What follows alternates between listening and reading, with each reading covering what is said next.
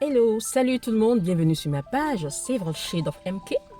Aujourd'hui, je vais vous parler de ma vie de conductrice et je vais vous donner certaines astuces, certains topos que j'ai eu moi-même à mettre en pratique pour réduire ma conso automobile.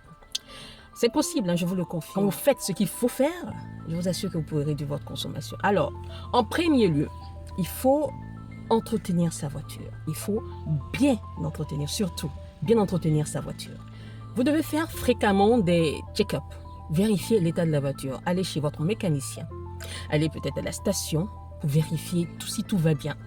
S'il n'y a pas de petite panne, il ne faut négliger aucun bruit, il ne faut négliger aucune panne. Ça, c'est le premier point. Ensuite, il faut vérifier vos pneus. Il faut vérifier la pression des pneus.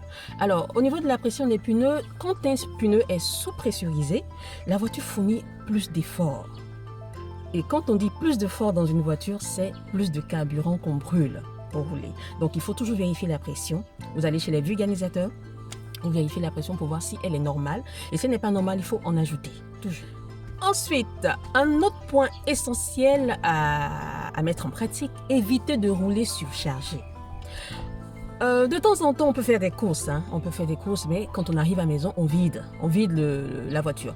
Évitez de rouler surchargé. Évitez de vous promener avec des bagages. Quand la voiture a une charge qui va au-delà de ce qui est prévu pour elle normalement, ça produit de la surconsommation. Donc, plus de carburant brûlé et plus de sens à mettre encore. Il faut rouler normalement. Il faut avoir une charge normale au niveau de votre véhicule pour rouler.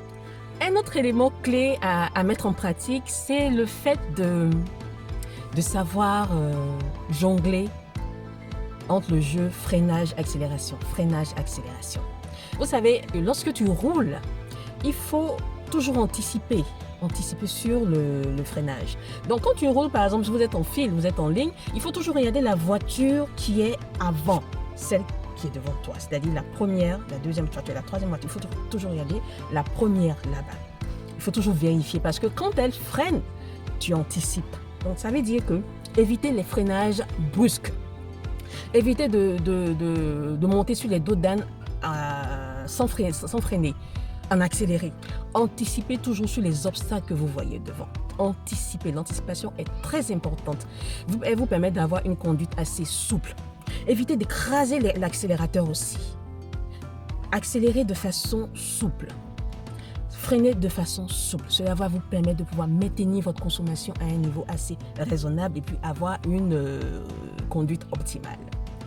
Alors, le must des astuces que je vais vous donner aujourd'hui, elle ne va pas plaire à beaucoup parce que tout le monde aime le confort. Mais quand les poches s'en ressentent, quand les poches commencent à devenir assez frileuses, il faut essayer de revoir un peu ses habitudes. Alors, l'astuce que je vais vous donner, c'est laquelle? C'est celle de rouler sans climatiseur. Rouler sans climatiseur, ça c'est le must. C'est ce qui m'a permis en fait. Bon, toutes les astuces m'ont permis, mais celle-là m'a permis en fait d'accélérer en fait le processus de la réduction de ma consommation. Rouler sans climatiseur, c'est écolo. Voilà, oui, c'est écolo.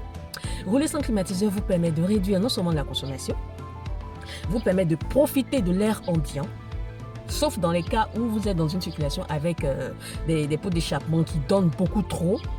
Mais rouler sans accès, sans climatiseur, vous permet vous-même de respecter un peu la nature. Parce que ça fait consommer.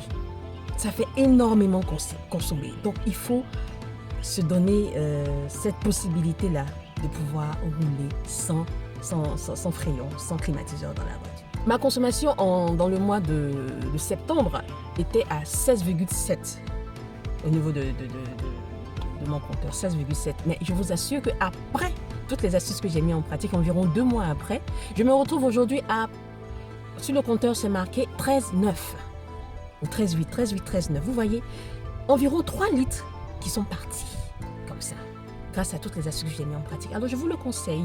C'était aujourd'hui Driver Shade of MK. Merci de m'avoir suivi et on va se revoir pour d'autres astuces et puis pour d'autres shades.